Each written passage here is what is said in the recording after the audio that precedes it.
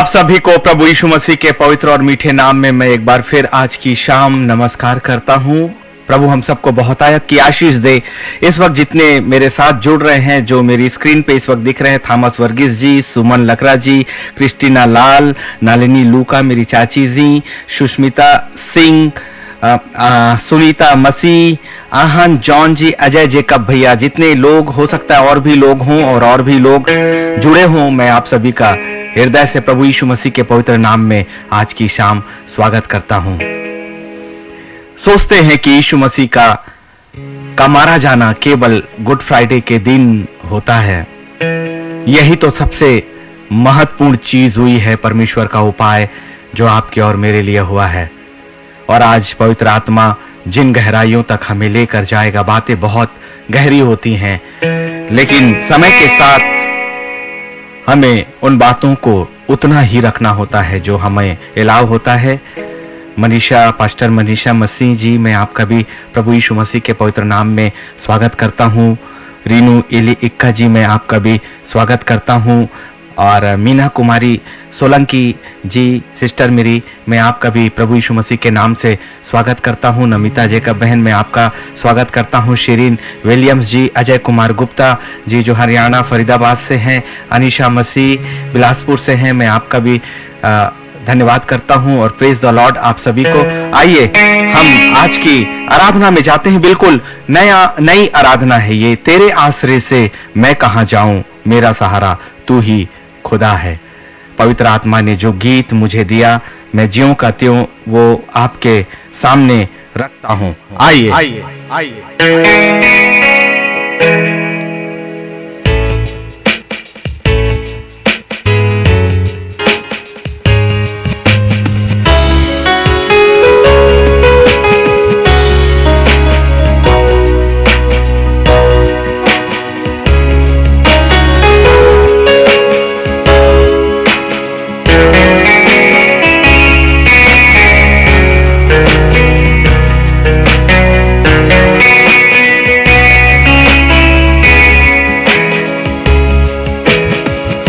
तेरे आसरे से मैं कहाँ जाऊं,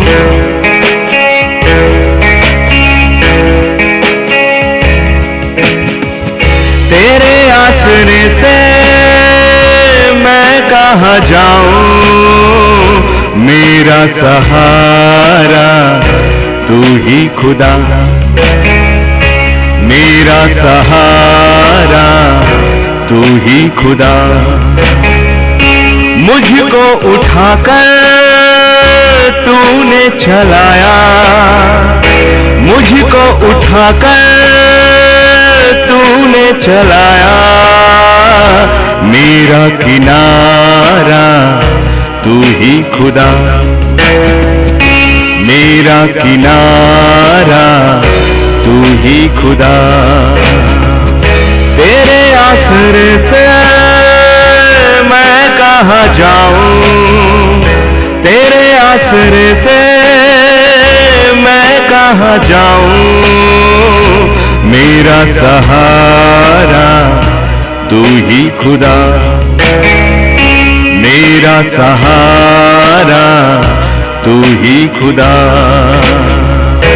मुझको उठाकर तूने चलाया, मुझको उठाकर तूने चलाया, मेरा किनारा तू ही खुदा,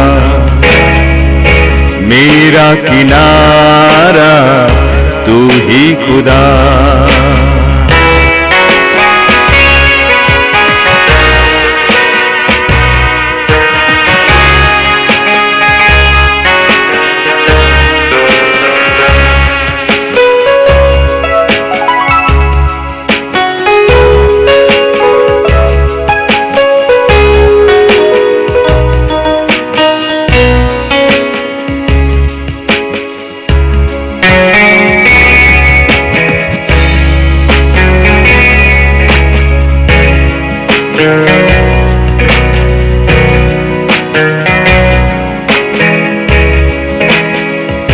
प्यार तेरा है कितना गहरा कोई करे ना ऐसा,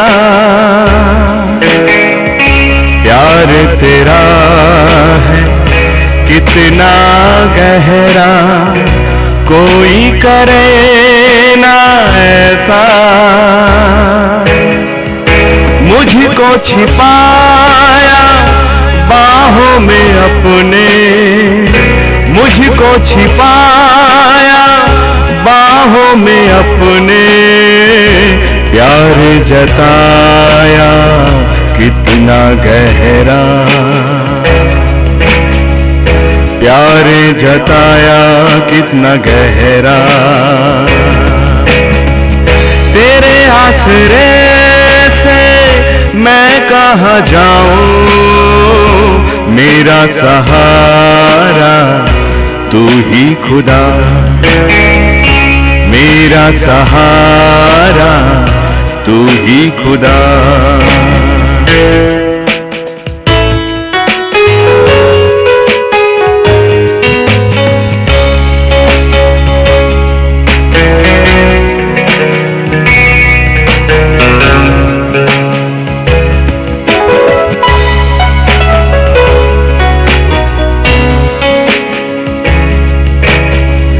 मेरे दुख सारे तूने लिया प्रभु, मुझको यूं सहलाया।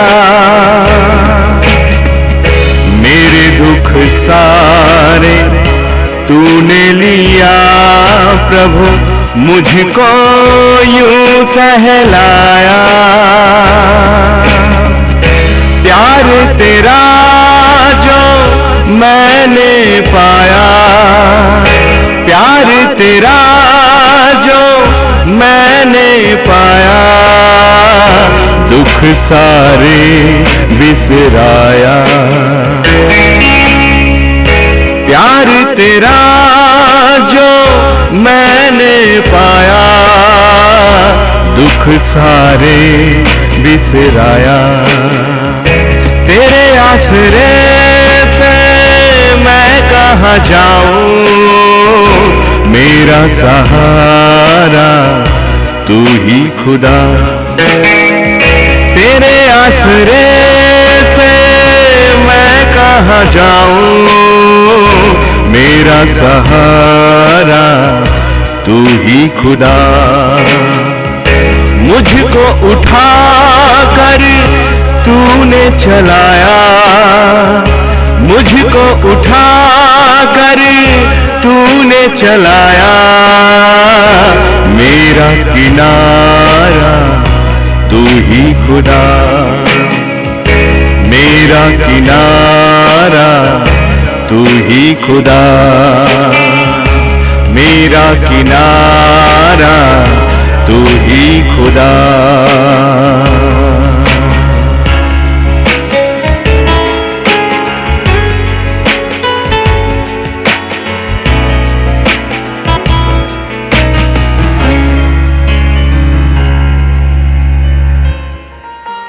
सचमुच में वो परमेश्वर आपका और मेरा किनारा है।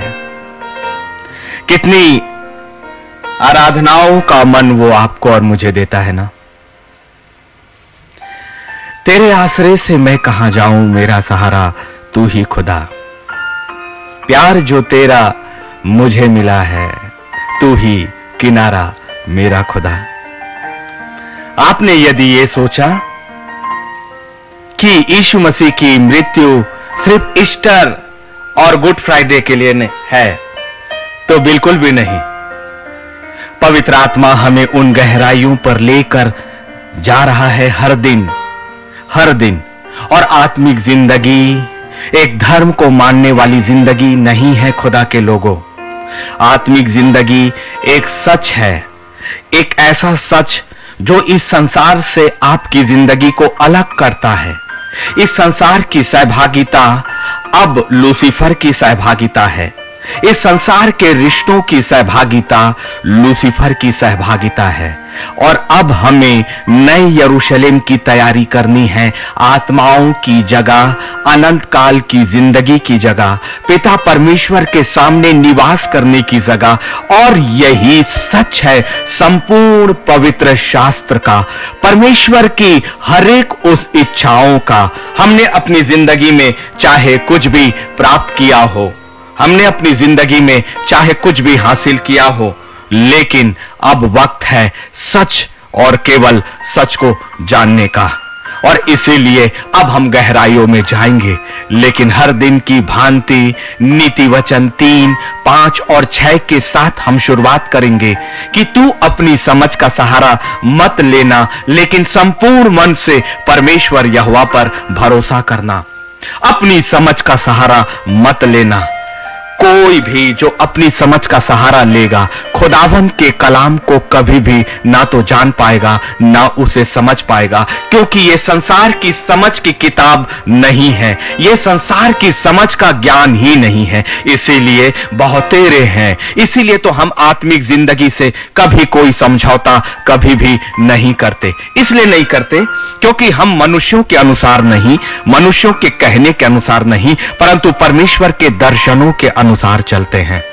नूह के समय भी तो यही हुआ जो मैं हर बार प्रचार करता हूं कि 100 वर्षों तक परमेश्वर ने मौका दिया लोगों को। 100 वर्षों तक नूह जो है परमेश्वर के दर्शनों के अनुसार एक ऐसी जगह पर जहां कभी वर्षा ही नहीं हुई थी, एक ऐसी चीज बना रहा था जो पानी में तैरने वाली थी। उस समय तक पानी इस पृथ्वी पर नहीं बरसता था और ओस गिरा करती थी और ओस भूमि को उपजाऊ बनाया करती थी। लेकिन नूह जो है परमेश्वर के दर्शनों के अनुसार चलते रहा। मैंने भी अपनी जो सेवकाई प्रारंभ करी 3 जनवरी 2009 को परमेश्वर के उन दर्शनों के साथ जो उसने यिर्मयाह 29 का 11वां अध्याय मेरे सामने रखा कि जो कल्पनाएं मैं तेरे विषय करता हूं उन्हें मैं जानता हूं। और उसके बाद परमेश्वर की आत्मा ने जैसा जैसा जिस भी रूप में मुझे बताया, मैं अपनी जिंदगी में वैसा ही आगे बढ़ता गया। और अब वही चीजें आपके लिए भी सच है। जो बातें आपको असंभव लगती हैं, जो बातें आपको अपने मन के विचार रखती हैं, वो वास्तव में परमेश्वर की आवाज भी तो होती है और पवित्र आत्मा का वो मार्गदर्शन जो आपकी जिंदगी के लिए खुदा ने नियुक्त करके रखा है। प्रभु यीशु क्रिस्ट की मृत्यु कोई साधारण चीज नहीं है। इस संसार में जो कोई भी आया है, आप भी आए, आप जीवित होने के लिए आए। मैं इस संसार में आया, मैं जीवित होने के लिए आया, लेकिन मेरा यीशु जो इस संसार में आया वो मरने के लिए आया, मृत्यु के लिए आया। कितना बड़ा अंतर है। एक ही ऐसा मनुष्य हुआ जिसने मृत्यु को हराया है, एक ही ऐसा मनुष्य हुआ जिसने लूसीफर के फन को, जो उसने मृत्यु को लाया हमारी जिंदगी में, खुदावन ने अदन की वाटिका में हमें अनंत काल की जिंदगी दी थी। लेकिन लूसीफर ने अपनी चालाकियों से उस अनंत काल की जिंदगी को हमसे छीना। लेकिन हमारे खुदावन के प्रेम ने उस यीशु मसीह को, जो उसका बेटा, जो उसके दाहिने हाथ विराजमान था, वो वचन के रूप में देहधारी करके हमारे लिए उसे भेजा। और एक ऐसा मनुष्य, इस संसार में सारे मनुष्य उत्पन्न हुए जिन्होंने जन्म लिया वो जीने के लिए, लेकिन मेरा यीशु इसलिए जन्म लिया कि वो आपके और मेरे लिए मरे। एक ही मनुष्य की उत्पत्ति उसके मरने के लिए की गई, उसके मरने के लिए की गई। इसीलिए खुदावन का कलाम आपसे और मुझसे कुछ बातों को कहता है। यशायाह 53 और 8 में 747 वर्ष पहले, 747 वर्ष पहले यीशु मसीह के, उसकी माता के गर्भ में आने से 747 वर्ष पहले यशायाह ने यह भविष्यवाणी करी, एक मरने की भविष्यवाणी करी। वह जीवितों के बीच में से उठा लिया गया, मेरे ही लोगों के अपराधों के कारण उस पर मार पड़ी। यह भविष्यवाणी थी मरने की, यह भविष्यवाणी थी मृत्यु की। हर मनुष्य इस जिंदगी में जीवन के लिए आया, लेकिन आपका और मेरा यीशु मरने के लिए आया और उसकी मृत्यु का कोई बड़ा उद्देश्य है। उसकी मृत्यु जो है स्वर्ग की सोच थी। प्रभु यीशु मसीह का इस संसार में आना और उसका क्रूस पर बलिदान होना, यह स्वर्ग का एक उपाय था, स्वर्ग की एक विचार था, स्वर्ग की एक इच्छा थी जो आपके लिए, सिर्फ आपके लिए थी, परमेश्वर का महान उपाय। इसलिए अभी तक हमने ये देखा कि संसार में हर मनुष्य जिंदा होने के लिए आया। फिर से देखिए, दानिएल नबी ने भी 500 से 550 वर्ष पहले ही यीशु मसीह के मौत की भविष्यवाणियां कर दी गई थी। एक ऐसी भविष्यवाणी हो रही थी जो मृत्यु के विषय में थी। इसका मतलब वो मृत्यु साधारण होने वाली ही नहीं थी, उस मृत्यु के पीछे जीवन था। हर मृत्यु के पीछे सब कुछ समाप्त होने वाली बातें होती हैं। मनुष्य की मृत्यु के साथ उसका सदैव के लिए अंत हो जाता है, लेकिन एक मनुष्य की मृत्यु हम लोगों को, आने वाली पीढ़ी को, मनुष्यों को हमेशा की जिंदगी देने वाली थी। मौत से जिंदगी, मौत से जिंदगी, मौत से जिंदगी और एक मौत से अनंत काल की जिंदगी। एक मौत से नए यरूशलेम के लिए हमें अधिकार मिलना, एक मौत से यरूशलेम के 12 फाटकों में से प्रवेश करने का अधिकार मिलना, एक मौत से आपके और मेरे आत्मा की शुद्धता के लिए एक पवित्र लहू का उपलब्ध होना, एक मौत से एक महायाजक का स्वर्गीय साम्राज्य में आपकी और मेरे लिए खुदावन के सिंहासन के सामने एक मध्यस्थ और एक महायाजक का पैदा होना। एक नहीं, अनेक आपके लिए उपाय श्वेत, उसके बावजूद यदि नया यरूशलेम हम अपनी जिंदगी में नहीं देख पाए तो फिर कोई भी लाभ नहीं। अभी हमारे पास अवसर है, जब हमारी देह में हमारी आत्मा है, जब तक हमारी सांसें हैं, जब तक हमारी सोच समझ, हमारी बुद्धि है, और पवित्र आत्मा तो है ही आपकी सहायता के लिए। उस अभिषेक को आपको पहले ही खुदावन ने दे दिया है यीशु मसीह के जाने के साथ, जो आपके पास ही है। आपने उसे इस्तेमाल यदि नहीं किया है तो पवित्र आत्मा को अभी का अभी इस्तेमाल करें। एक मौत ने, एक अंत ने आपकी और मेरे लिए हमेशा की जिंदगी को खरीद लिया है। इसीलिए दानिएल नबी ने भी बिल्कुल जैसे यिर्मयाह ने वो बातें की, वही यशायाह ने जो बातें करी, वही बातें दानिएल ने भी अपने 9वें अध्याय के 26वें में कहा। और उन 62 सप्ताहों के बीतने पर अभिषिक्त पुरुष काटा जाएगा। फिर से मौत की भविष्यवाणी, और एक ऐसे पुरुष की जो अभिषिक्त है। और किसकी ओर से अभिषिक्त है? महान सिंहासन की ओर से। ये मनुष्यों के द्वारा अभिषिक्त नहीं था, ये तो अभिषिक्त है पिता परमेश्वर के द्वारा, ये अभिषिक्त है पवित्र आत्मा के द्वारा। क्योंकि जब यरदन में यीशु मसीह ने उस यूहन्ना बपतिस्मा देने वाले के सामने अपने आप को प्रकट किया, तो पवित्र आत्मा उस पर उतरा एक अभिषेक के रूप में, और एक भविष्यवाणी हुई, ये मेरा प्रिय पुत्र है जिससे मैं प्रसन्न हूं। एक ऐसी मृत्यु का प्रचार जो आपको हमेशा की जिंदगी दे चुकी है। एक ऐसी मृत्यु का प्रचार जिसने आपके लिए यरूशलेम के फाटकों को खोल दिया है। एक ऐसी मृत्यु का प्रचार जिसने जीवन की किताब में आपके लिए नाम लिखने का उपाय कर दिया है। सिर्फ समर्पण और उस मृत्यु को अपने लिए एक मेमने के रूप में स्वीकार करने की आवश्यकता है।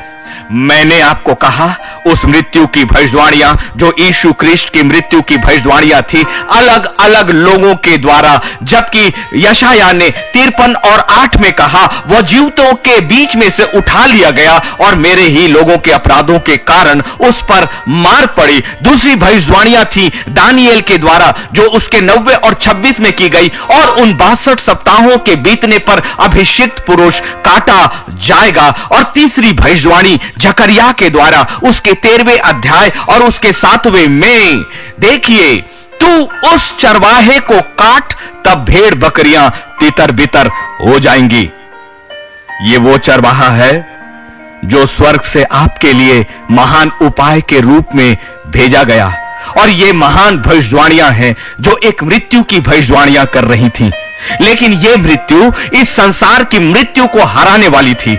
एक ऐसी मृत्यु जो अनंत काल के लिए मृत्यु के अधिकार को आपकी और मेरी जिंदगी से हटाने वाली थी। इस संसार में मनुष्य का ज्ञान कभी भी मृत्यु को रोक नहीं पाया है। चाहे आप कितना भी धन इकट्ठा कर लें, चाहे आप कितना भी ज्ञान इकट्ठा कर लें, चाहे आप अपनी कितनी भी सामर्थ्य इकट्ठा कर लें, कौन मनुष्य है जो अपनी मृत्यु को रोक पाएगा। लेकिन यह संसार की मृत्यु है, लेकिन एक मृत्यु ने आपको और मेरे को आत्मा में अनंत काल की जिंदगी दे दिया है खुदा के लोगों। और यह उपाय आपके लिए पहले ही हो गया है, 2000 वर्षों पहले, आपकी माता के गर्भ में रचे जाने से पहले। इसलिए आत्मिक जिंदगी से कभी भी कोई समझौता नहीं। यदि मैं सेवकाई में हूं, मेरी सेवकाई में भी बहुत तरह की बातें वो लूसीफर सामने लाता है। ना जाने कितने विरोध की बातें, हमारे कामों के विरोध की बातें, हमारे प्रचार के विरोध की बातें, हमारी प्रार्थनाओं के विरोध की बातें।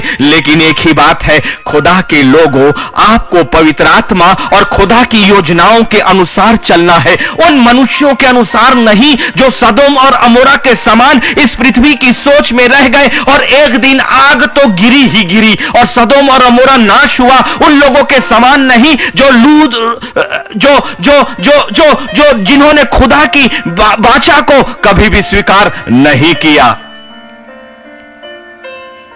लेकिन धन्य है वे लोग जिन्होंने योना के प्रचार पर अपना कान लगाया, वो लोग जो कभी परमेश्वर को भी नहीं जानते थे।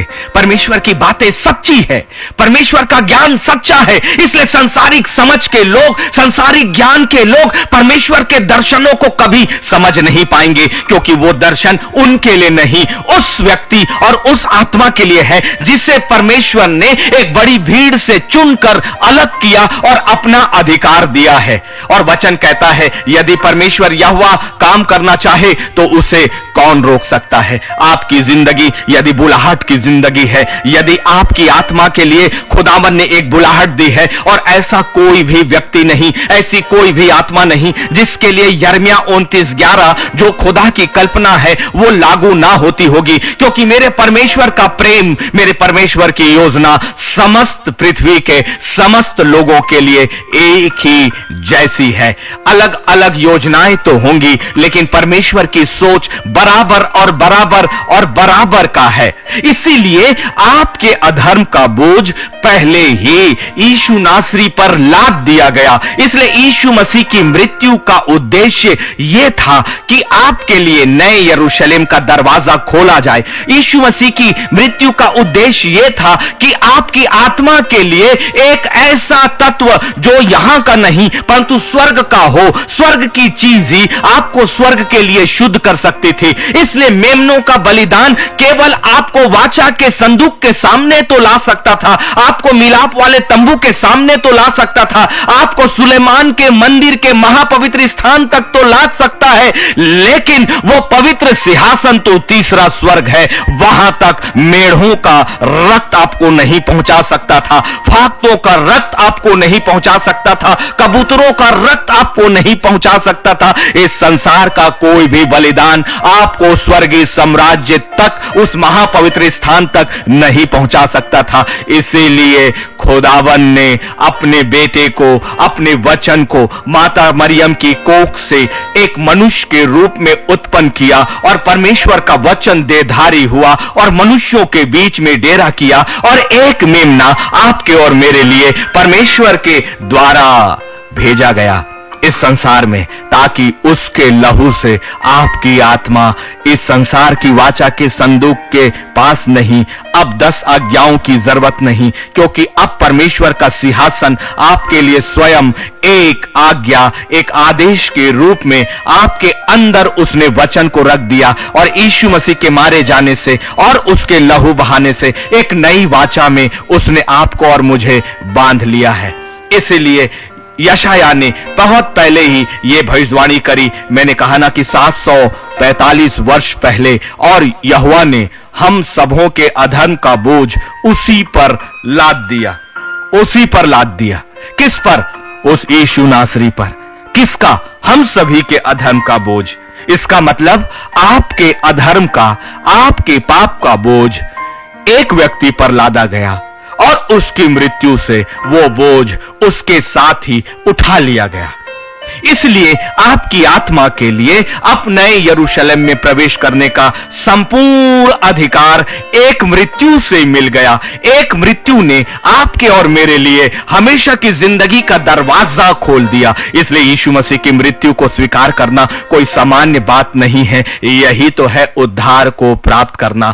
केवल यही प्रार्थना अभी तक मैंने आपको पवित्र आत्मा को मांगने की, पवित्र आत्मा की सहायता को पाने की, पवित्र आत्मा की मध्यस्थता की प्रार्थना यदि मैं किया हूं, तो यीशु मसीह के उस बलिदान को स्वीकार करने की प्रार्थना सिर्फ यह है, ऐ मेरे यीशु, मैं आपके उस बलिदान को मैं स्वीकार करता और स्वीकार करती हूं कि वो बलिदान सिर्फ और सिर्फ मेरे लिए था। मैंने अपनी जिंदगी में जाने और अनजाने में जो कुछ भी कार्य किए हैं पिता, चाहे मनुष्य उसे जाने या ना जाने, मेरे अपने उसे जाने या ना जाने, मेरे यीशु आपने उसकी कीमत सेत में चुका दी है। मेरा मारा जाना, मेरा कुचला जाना आपने अपनी देह में सह लिया खुदावन। जो अनंत काल की मृत्यु मेरी थी, आपने उसे सलीब पर पहले ही मेरे लिए कुचल दिया और मेरे लिए सब कुछ पूरा किया है। मैं आपकी देह में शामिल होना चाहता हूं। कृपया मुझ पर रहम करें, मुझ पर दया करें और मुझे अपने बलिदान से ढांक लीजिए मेरे यीशु।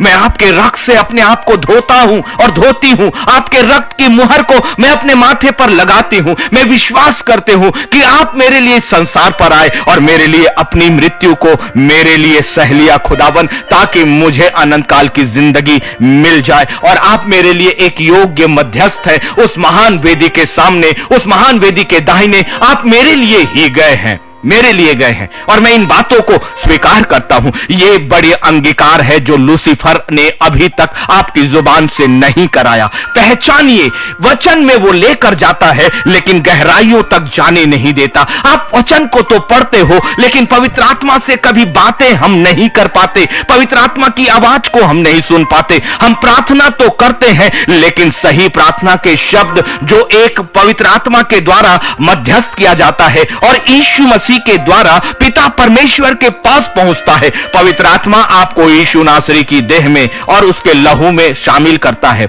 और फिर यीशु मसीह की मध्यस्थता महान सिंहासन के सामने आपकी ओर से प्रार्थना करती है। डबल चीजें हैं आपके लिए। फिर भी यदि हमने उसका लाभ नहीं उठाया, हमने घमंड किया ना कि हम जब चाहे प्रार्थना करें और वो प्रार्थना हमारे लिए हो जाएगी। नहीं, सहायता जो आपके लिए स्वर्ग में है, जो तरीका स्वर्ग का है, यीशु मसीह के द्वारा मांगी गई हर एक चीजें पूरी होंगी। इसलिए उसने कहा कि जो कोई मेरे नाम से पिता से मांगेगा, मेरा पिता वो तुम्हारे लिए करेगा। पवित्र आत्मा आप ही आहें भर भर कर हमारी ओर से प्रार्थना करता है और वो पिता की मंशा को इसलिए जानता है कि वो प्रारंभ से पिता के साथ था। क्यों नहीं लेते इन सहायक को? क्यों नहीं यीशु के मारे जाने के हर उस फायदे को हम उठाएं? क्यों नहीं उसके मारे जाने और गाड़े जाने का लाभ, जो लाभ उस खुदा का उद्देश्य था, उस उद्देश्य को हम अपनी जिंदगी में लाभ उठाएं? यदि अभी नहीं तो कब? अभी नहीं तो कब? दर्शन जिस वक्त से प्रारंभ हो, बुलाहट जिस वक्त से प्रारंभ हो, आंख बंद करके उस बुलाहट पे चले जाइए। मैं आज अपनी एक आत्मिक मित्र के साथ इस बात को चर्चा कर रहा था कि खुदावन की इस सेवकाई में आना आसान नहीं होता है। हमें यकीन करना होता है उन बातों पर जो बातें हमारी जिंदगी में अभी तक कंप्लीट नहीं हुई है। हमें यकीन करना होता है उन बातों पर जो हमारी आंखों से हमें दिखाई नहीं दे रहा है। हमें यकीन करना होता है उन बातों पर जो अभी हमें सुनाई नहीं दे रहा है। और फिर एक बड़ा घेरा, चाहे वो संसार का हो, चाहे लोगों का हो और चाहे वो लूसीफर का हो, वो आपके चारों ओर तो निरंतर और निरंतर और निरंतर रहता ही है। मैंने कहा, जब 3 जनवरी को खुदा ने मुझे ये दर्शनों में ये बातों को बताया कि तुझे एक सेवकाई के लिए जाना है और इन सेवकाई के लिए ये चीजें हैं, ये योजनाएं हैं, मुझे एक बार यकीन नहीं हुआ। लेकिन पवित्र आत्मा का अनुग्रह था कि पवित्र आत्मा ने मुझे उन दर्शनों की सत्यता के विषय में पहचान कराया और मैं बढ़ गया उन बातों पर जो बातें मुझे कभी दिखाई ही नहीं दे रही थी। लेकिन इतने वर्षों के चलते और चलते और चलते आज जब मैं उन पुरानी जिंदगियों की ओर अपनी नजरों को फेरता हूं, मेरे परमेश्वर का पहला दर्शन और आज का दर्शन संपूर्ण रूप से मेरी जिंदगी में पूरा हो गया और आने वाली वो बातें भी पूरी होंगी जो खुदावन ने मेरी जिंदगी के आखिरी सांसों तक रखा है। लेकिन अब तो हम पीछे कभी नहीं जाने वाले, हम इस संसार की जिंदगी से पीछे कभी नहीं जाने वाले। चाहे लोग हमारा विरोध करें, चाहे लोग हमारी बुराइयां करें, चाहे कुछ भी करें, मैं अपनी आंखें पर्वतों की ओर लगाऊंगा। मुझे सहायता कहां से मिलेगी? जब दाऊद जैसा एक सामर्थी राजा ये बातें कह सकता है तो मैं क्यों नहीं? हमारी आंखें पर्वतों की ओर ही लगनी चाहिए। मनुष्य और मनुष्य क्या है मेरे खुदा के सामने? उस महान अधिकार और महान योजनाओं के सामने मनुष्य और मनुष्य की जिंदगी की हजार लाखों योजनाएं भी यदि मुझे छोड़ना पड़े तो सब कुछ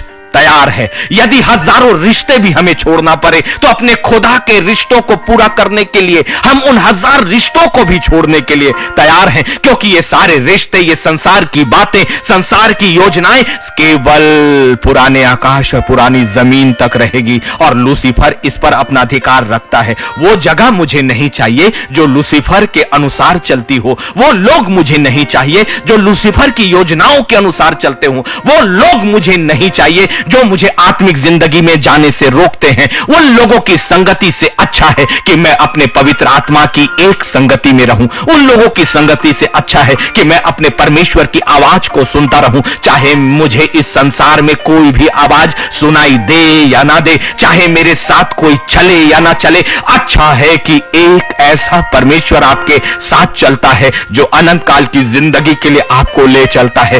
एक मृत्यु ने आपको अनंत काल की जिंदगी दे दी है, एक मृत्यु ने आपको अनंत काल की जिंदगी दे दी है। उस मृत्यु को केवल केवल केवल केवल स्वीकार करने की जरूरत है। खुदा के लोगों, बहुत आसान किया है। इस आसानी के बाद भी यदि नए यरूशलेम तक हम नहीं पहुंचे तो फिर क्या लाभ है? पहला यूहन्ना उसका 2 अध्याय और उसका 2 कलाम, और वही हमारे पापों का प्रायश्चित है, और केवल हमारे ही नहीं वरन सारे जगत के पापों का भी एक ही उपाय, वचन के सामने एक ही उपाय। हमारे धर्म के काम हमें प्रायश्चित नहीं कराएंगे, हमारा गीत हमें प्रायश्चित नहीं कराएगा, हमारा प्रचार हमारा प्रायश्चित नहीं है। यह हमारी जिम्मेदारी है और परमेश्वर की योजनाएं हैं। जो प्रचारक बनता है वो परमेश्वर की योजनाओं को अपनी जिंदगी में पूरा करता है। जो आराधक बनता है वो परमेश्वर की योजनाओं को अपनी जिंदगी में पूरे होने के लिए प्रयुक्त करता है। और परमेश्वर अलग अलग समय पे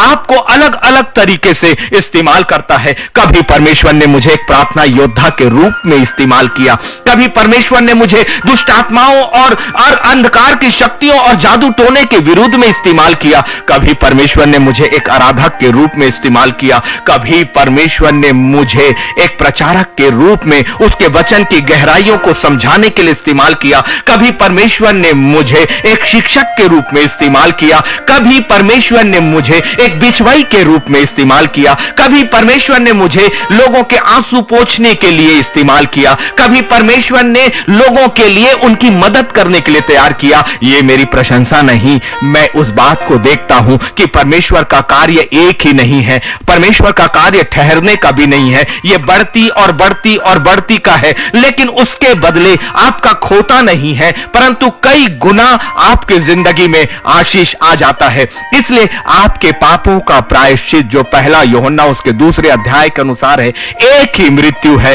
वो यीशु क्रिस्ट की मृत्यु, वरन एक ही के लिए नहीं परंतु संपूर्ण जगत के लिए है। इसलिए इस संपूर्ण जगत का हिस्सा होने के कारण मेरे यीशु की मृत्यु मेरे लिए भी तो है और आपके लिए भी है। इसलिए वो औपचारिकता नहीं कि गुड फ्राइडे के दिन हम एक उपवास करके बैठ जाएं, हर दिन उस मृत्यु को स्मरण करें। यह मृत्यु एक बड़ा सच है, हर दिन आप उस मृत्यु को कबूल करें। यह लूसीफर की योजनाओं को आपकी जिंदगी से बाहर करती है। हर दिन उस मृत्यु को अंगीकार करें, यह परमेश्वर की योजनाओं को आपकी जिंदगी तक लेकर आती है। हर दिन उस क्रूस को याद करें, क्योंकि वो क्रूस आपको नए यरूशलेम का रास्ता दिखाएगा।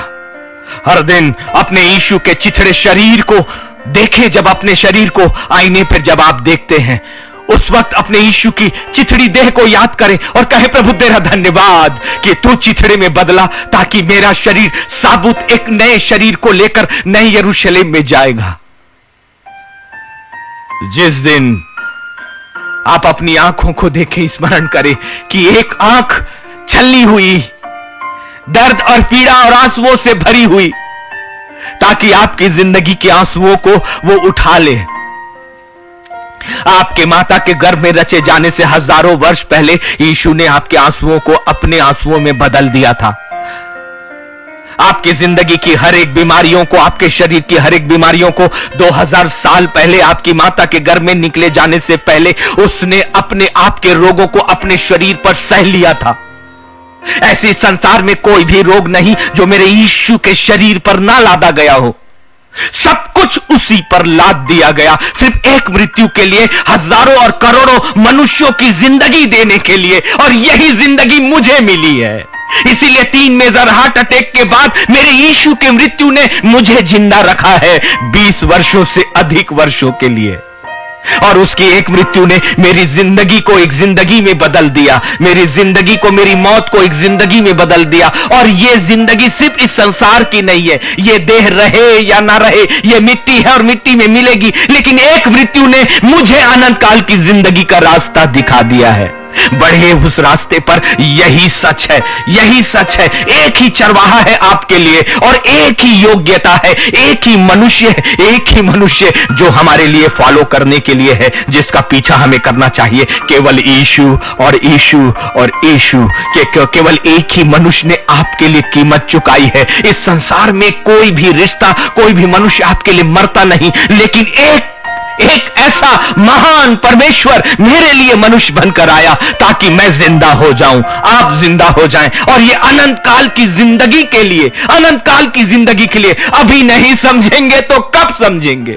अभी हम स्वीकार नहीं करेंगे तो कब स्वीकार करेंगे? कौन कह सकता है कि अगले पल मेरी आत्मा, मेरी सांसें रहेंगी कि नहीं? बहुत अनिश्चित जिंदगी है, पानी के भाप के समान, ओस में, घास में पड़ी हुई ओस के समान। फिर भी हमने अपनी जिंदगी की कैसी कैसी योजनाएं बना ली, जबकि हमारी जिंदगी और हमारी सांसों का अधिकार हमारे पास है ही नहीं। एक ही चरवाहा, इसलिए उसकी भेड़ बनकर केवल उस खुदा की ओर ताके, केवल उस खुदा की ओर ताके। इसलिए यूहन्ना 10 और 11 में उसने कहा, अच्छा चरवाहा मैं हूं, अच्छा चरवाहा भेड़ों के लिए अपना प्राण देता है, प्राण देता है।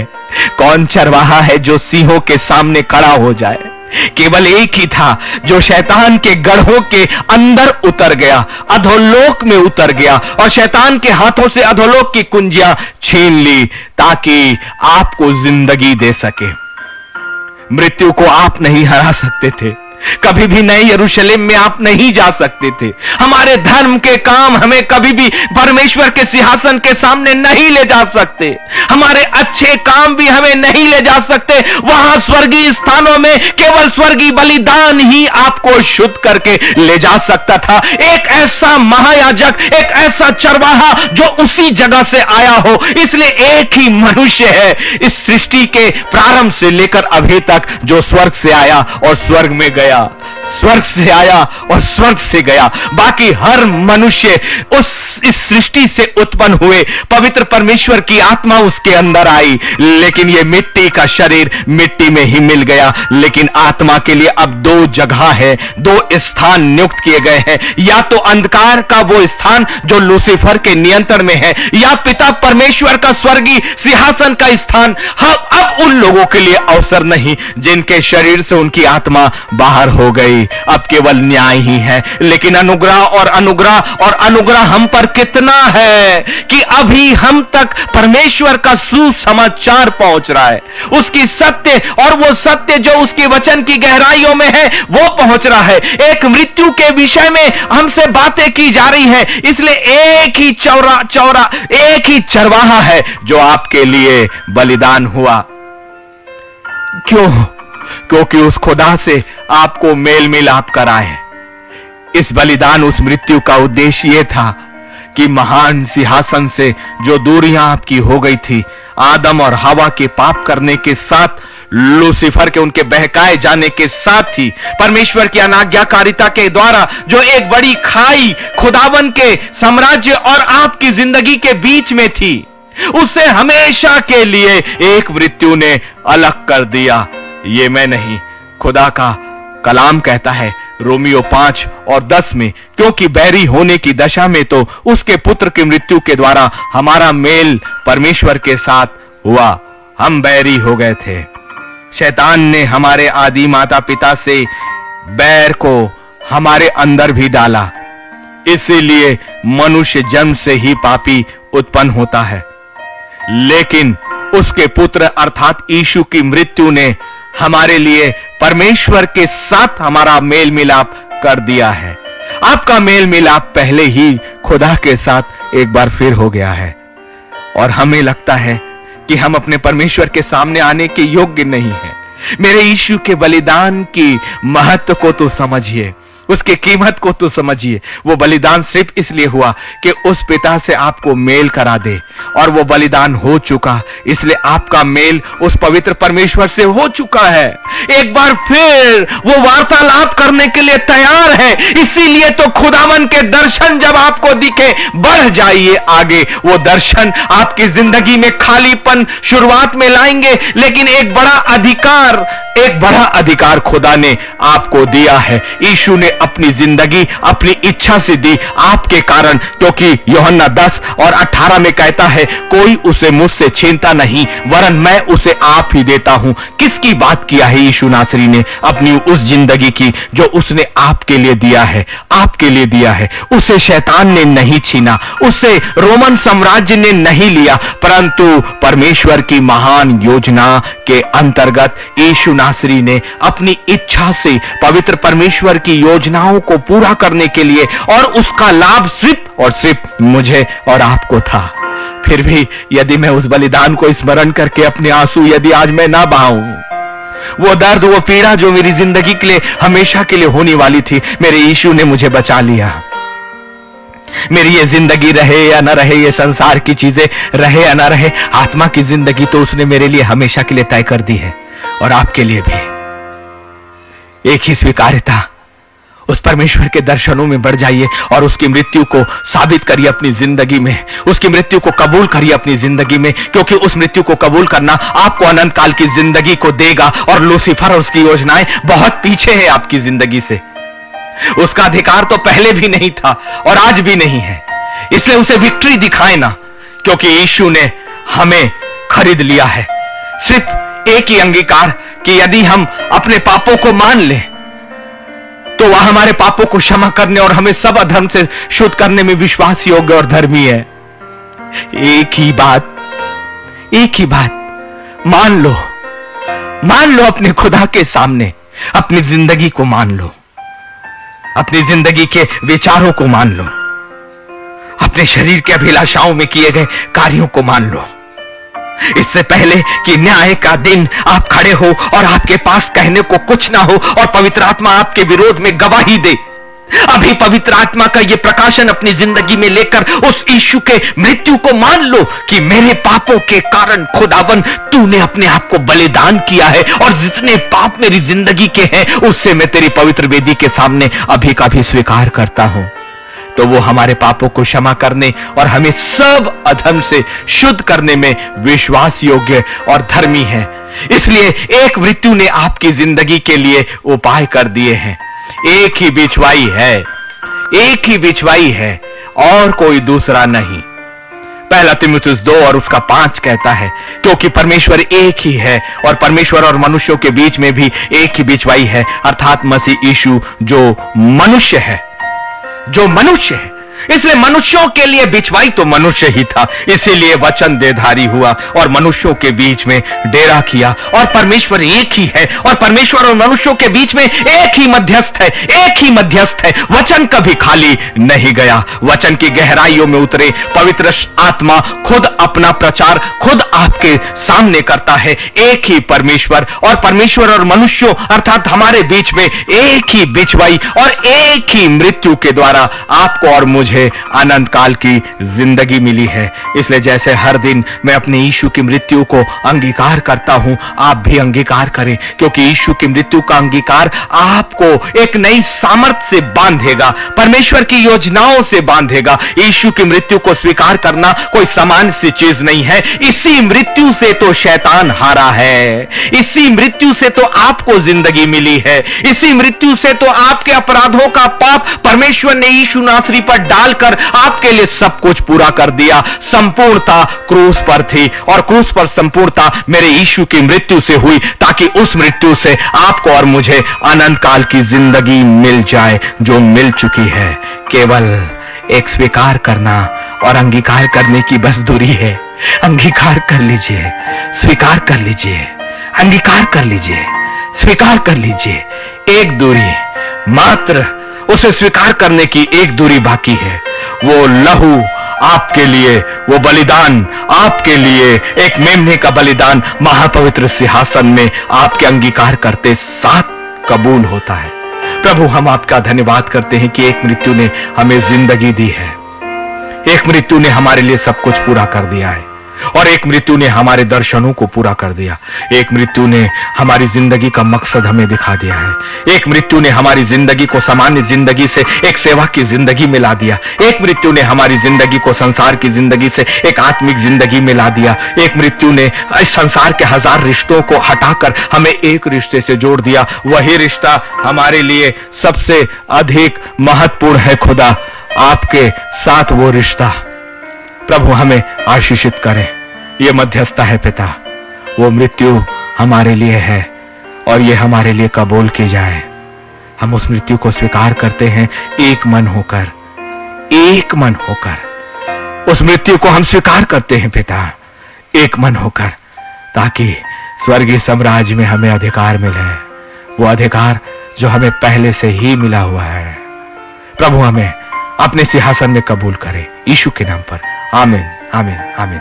मैं आप सभी को धन्यवाद करता हूं, जितने मेरे साथ हैं और जितने लोग बाद में इस वीडियोस को YouTube में देखेंगे या Facebook में भी देखेंगे। प्रभु आप सभी को इस वचन के द्वारा बहुत आयत से आशीष करे। यदि आपको लगता है तो इसे शेयर जरूर कर दें, परंतु फिर भी अपनी आत्मा को अपने परमेश्वर के लिए तैयार करें।